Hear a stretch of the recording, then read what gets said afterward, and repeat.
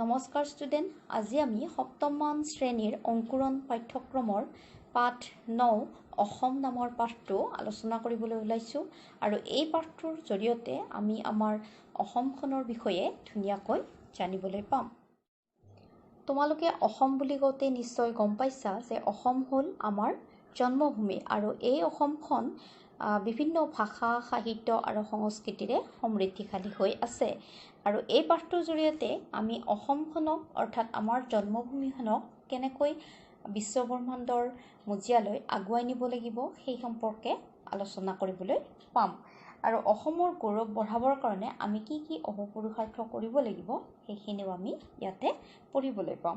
অসমৰ ভাষা, সাহিত্য, বুৰঞ্জী, লোকতত্ত্ব, সমাজতত্ত্ব আদি বিভিন্ন বিষয় আমাৰ মাজত যে আলোচনা হ'ব লাগে আৰু আমাৰ যে ভাষা সাহিত্যক আমি জানিব লাগে সেইটো আমি এই পাঠৰ জৰিয়তে আজি পঢ়িবলৈ পাম।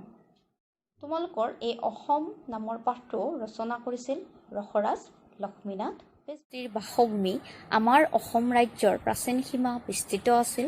কালক্ৰমত গৌৰৱময় ৰাজ্যখন সংকুচিত হৈ পৰিলেও আমাৰ ভাষা, সাহিত্য আৰু সংস্কৃতি অতিকৈ সমৃদ্ধিশালী।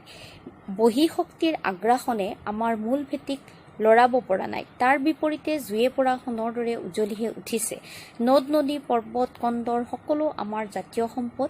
তেনে এখন সম্পদশালী দেশক লৈ বেজবৰুৱাদেৱে মোৰ আপোনাৰ দেশ নামৰ অসমৰ জাতীয় সংগীতটি লিখিছিল। এই অনুপম জাতীয় সংগীতটি আমাৰ দেশপ্ৰেমৰ অপূৰ্ব চানেকি। অসম নামৰ প্ৰবন্ধৰ মাজত নিহিত হৈ আছে আমাৰ ঐতিহ্য আৰু সংহতিৰ উজ্জ্বল ছবি। পাঠটোৰ আৰম্ভণিতে কোৱা হৈছে যে অসম ৰাজ্যখন এখন বিস্তৃত সীমাৰে পৰিপূৰ্ণ ৰাজ্য। অসমত বিভিন্ন ভাষা, সাহিত্য আৰু সংস্কৃতিৰ লোকে বাস কৰে আৰু ইয়াৰ ভাষা, সাহিত্য আৰু সংস্কৃতিয়ে ইয়াক চহকী কৰি ৰাখিছে। অসমৰ নদ নদী, পৰ্বত, কন্দৰ সকলো অসমৰ জাতীয় সম্পদ আৰু সেই জাতীয় সম্পদক লৈয়ে লক্ষ্মীনাথ বেজবৰুৱাদেৱে মোৰ আপোনাৰ দেশ নামৰ জাতীয় সংগীতটি লিখিছিল আৰু এই সংগীতটিয়ে দেশপ্ৰেমৰ অপূৰ্ব চিনাকি। আৰু অসম নামৰ প্ৰবন্ধৰ মাজত নিহিত হৈ আছে আমাৰ ঐতিহ্য আৰু সংহতিৰ উজ্জ্বল ছবিখন। এতিয়া আমি পাঠটোলৈ আগবাঢ়ো আহা। আমি যি দেশত উপজিছোঁ, যি দেশৰ অন্ন পানী খাই ডাঙৰ দীঘল হৈছোঁ, যি দেশৰ বতাহ উশাহ নিশাহত লৈ জীয়াই আছোঁ, আমাৰ সেই স্বৰ্গতো অধিক জনমভূমিৰ নাম অসম। আমি অসমীয়া বুলি নিজৰ চিনাকি দিওঁ, কিন্তু এই দেশৰ নাম পূৰ্বে অসম নাছিল। বৈদিক যুগত এই দেশৰ নাম প্ৰাকৃদেশ, পৌৰাণিক যুগত প্ৰাগজ্যোতিষ আৰু তান্ত্ৰিক যুগত কামৰূপ আছিল। ইয়াতে কৈছে যে আমি যিখন দেশত জন্মগ্ৰহণ কৰিছোঁ আৰু যিখন দেশৰ বতাহ উশাহ আৰু নিশাহত লৈ আমি জীয়াই আছোঁ সেই দেশখনে আমাৰ স্বৰ্গতকৈও অধিক, অৰ্থাৎ আমাৰ জন্মভূমিখন আমি স্বৰ্গতকৈও অধিক ভাল পাওঁ। আৰু এই দেশখনৰ কিন্তু অসম নামটো পূৰ্বতে নাছিল। বৈদিক যুগত ইয়াৰ নাম আছিল প্ৰাকৃদেশ, পৌৰাণিক যুগত আছিল প্ৰাগজ্যোতিষ, তান্ত্ৰিক যুগত আছিল কামৰূপ।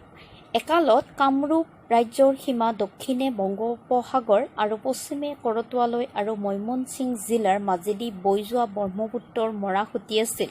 এই সুবিস্তৃত কামৰূপ ৰাজ্যৰ উজনিৰ চোৱাৰ নাম সৌমাৰ আছিল। সুমেৰু বা দেৱলোকৰ তলত থকাৰ নিমিত্তে বোধ কৰোঁ এখণ্ডক সৌমাৰ পীঠ বোলা হৈছিল। ইয়াতে কৈছে যে ৰাজ্যৰ সীমা দক্ষিণে বংগোপসাগৰ আৰু পশ্চিমে কৰতোৱালৈ আৰু ময়মনসিং জিলাৰ মাজেদি যোৱা ব্ৰহ্মপুত্ৰ মৰাসুঁতি আছিল আৰু ইয়াৰ সুবিস্তৃত কামৰূপ ৰাজ্যৰ উজনি চোৱাৰ নাম আছিল সৌমাৰ।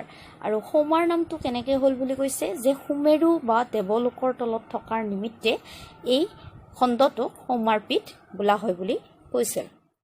এই ছবিখন হ'ল কামৰূপ ৰাজ্যৰ মানচিত্ৰ। এই মানচিত্ৰখনত দেখুৱাই দিয়া হৈছে যে কামপীঠ, ৰত্নপীঠ, স্বৰ্ণপীঠ, সৌমাৰ পীঠ ক'ত ক'ত আছিল আৰু মণিপুৰ, নাগালেণ্ড, কিৰাত, বংগোপসাগৰ, হিমালয় এই চাৰিসীমাখিনি ধুনীয়াকৈ দেখুৱাই দিয়া হৈছে।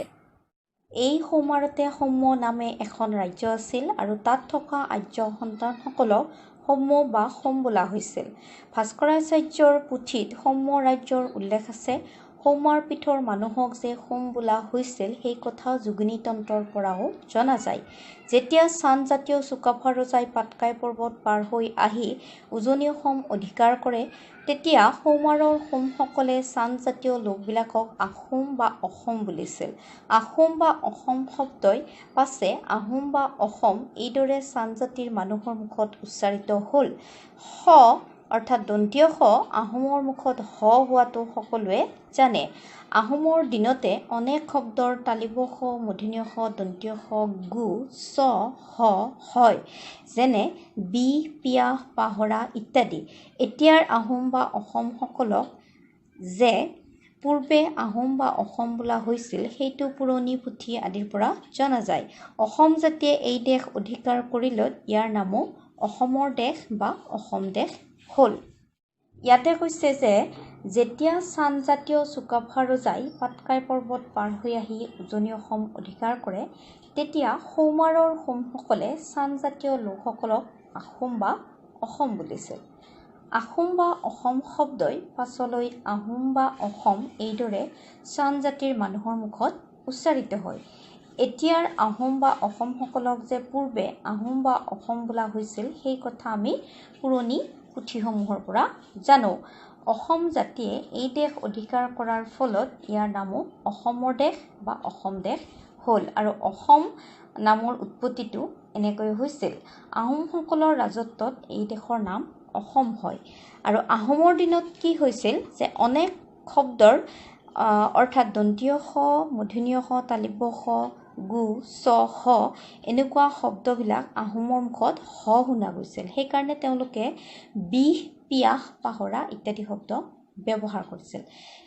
দন্তীয় স আহোমৰ মুখত হ হোৱাটো আমি সকলোৱে জানো। আৰু বৰ্তমানেও আমি কিছুমান মানুহে কোৱা শুনো যে দন্তীয় সটো হৰ দৰে উচ্চাৰণ কৰে। মুছলমান বুৰঞ্জী লেখকেও এই দেশক অসমৰ দেশ বুলিছিল। ইংৰাজ গভৰ্ণমেণ্টেও প্ৰথমে এই দেশ লওঁতে ইংৰাজীত ইয়াৰ নাম আছাম বুলিহে লিখা দেখা গৈছিল। ৬০০ বছৰীয়া অসম ৰাজত্বৰ অমৰ কীৰ্তিস্বৰূপে আমাৰ দেশ অসম নামৰ মাল্য পিন্ধি জগতত জনাজাত হ'ল। অসম জাতিৰ অন্যান্য কীৰ্তিকলাপ লোপ পালেও অসম নামেই তেওঁলোকক চিৰস্মৰণীয় কৰি ৰাখিব।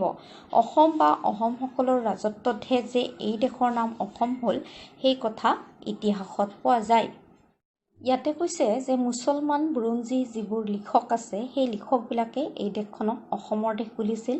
আৰু ইংৰাজ গভৰ্ণমেণ্টেও প্ৰথমে এই দেশক ইংৰাজীত অসম ASAM বুলিহে লিখা দেখা গৈছিল। আৰু আহোমৰ ৬০০ বছৰীয়া ৰাজত্বৰ অন্তত ইয়াৰে কীৰ্তিস্বৰূপে আমাৰ দেশখন অসম নামেৰে জনাজাত। আমি আমাৰ মৰমৰ মাতৃভূমিৰ যি নাম পাইছোঁ তাকে সাদৰে গ্ৰহণ কৰি সন্তোষ লাভ কৰা উচিত। আৰু অসমীয়া মাতৃয়ে সেই নামৰ গৌৰৱ বঢ়াবলৈ অহোপুৰুষাৰ্থ কৰিব লাগে। আৰ্য আৰু অনাৰ্যৰ সংমিশ্ৰণত অনেক জাতি আৰু উপজাতি মিলি বৰ্তমান অসমীয়া জাতি গঠিত হৈছে। অসমৰ ভাষা, সাহিত্য, বুৰঞ্জী, লোকতন্ত্ৰ, সমাজতন্ত্ৰ প্ৰভৃতি বিষয় সকলো আমোদৰ, বিশেষকৈ শিক্ষিত ডেকাসকলৰ আলোচনা আৰু অনুসন্ধানৰ বিষয় হ'ব লাগে।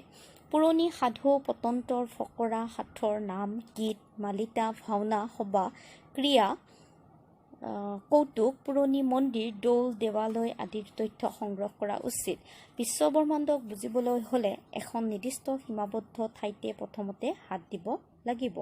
দূৰণিক ওচৰ কৰিবৰ উপায় হৈছে ওচৰৰ পৰা ক্ৰমে দূৰলৈ যোৱা। নিজৰ ভিতৰত এটা স্বাতন্ত্ৰ্য অনুভূতি নহ'লে শক্তিৰ যথাৰ্থ বিকাশ হ'ব নোৱাৰে।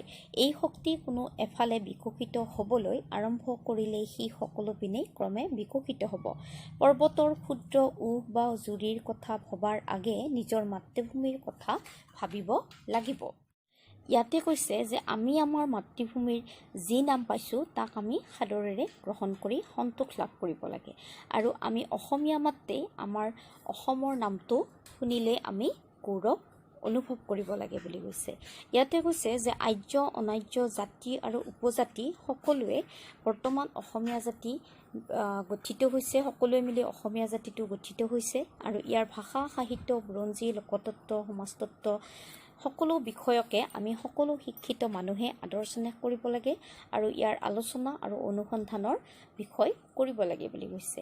আৰু ইয়াতে কৈছে যে পুৰণি সাধু, পতন্তৰ, ফকৰা, সাঁথৰ, নাম, গীত, মালিতা, ভাওনা, সভা, ক্ৰীড়া, কৌতুক, পুৰণি মন্দিৰ, দৌল, দেৱালয় আদিৰে তথ্য সংগ্ৰহ কৰা উচিত বুলি কৈছে।